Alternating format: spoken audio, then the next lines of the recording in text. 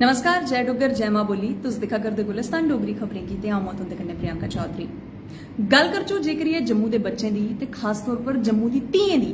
ते धीएं हुण ठानी लैती दी है कि जम्मू कश्मीर दा नां जेड़ा है वो रोशन करना है ते दूर दूर तक्कर जम्मू कश्मीर दे हर एक खित्ते दे हर एक सूबे दे बारे च लोकें गी जरूर अवगत कराना है। बिल्कुल आऊं गल करा करनी आ फिलीपींस च होई दी मार्शल आर्ट दी एक खेड प्रतियोगिता च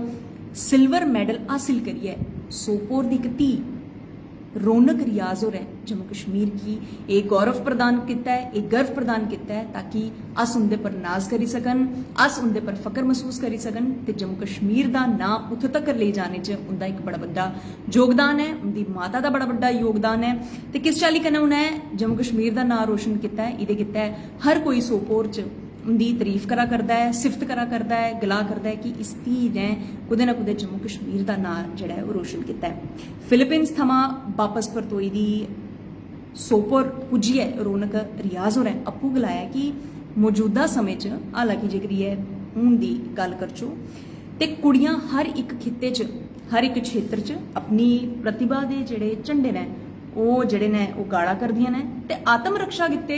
सारें गी मार्शल आर्ट सीखने दी एक जेहड़ी जरूरत है वो जरूर बनी चुकी दी है। ते गलांदे ने कि नीड ऑफ द आर के गला करदी है, वो ये गला करदी है कि प्रशिक्षण जेहड़ा हर एक चीज़ का होना चाहिए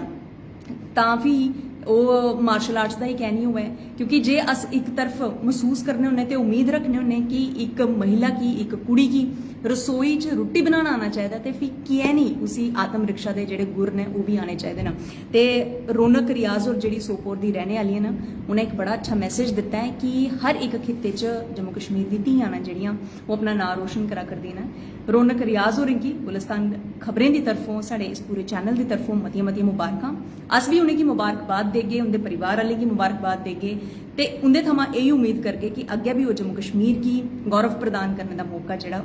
परतिए जरूर देंगन। जम्मू कश्मीर की आन बान शान बरकरार रखने वास्ते हर कोई जिहड़ा है वो प्रयत्न करा करदा है, हर कोई जिहड़ा है वो इस्सै ओड़ च लगे दा है कि जम्मू कश्मीर का नां दूर दूर तक जिहड़ा है वो जरूर गूंजे। आऊं भी कोशिश की कि इस बच्ची ने जिस चाली कन्नै अपनी प्रतिभा का प्रदर्शन फिलीपींस च जाइए किया है तो बाहरले मुल्क के लोगों की जम्मू कश्मीर की इस बच्ची ने अवगत करवाया है इत्थू दे बारे ते इन्हें की मता मता साड़ी तरफों आशीर्वाद मता मता साड़ी तरफों उनकी अस सिफत भी करगे तो यह भी गलागे कि ऐसी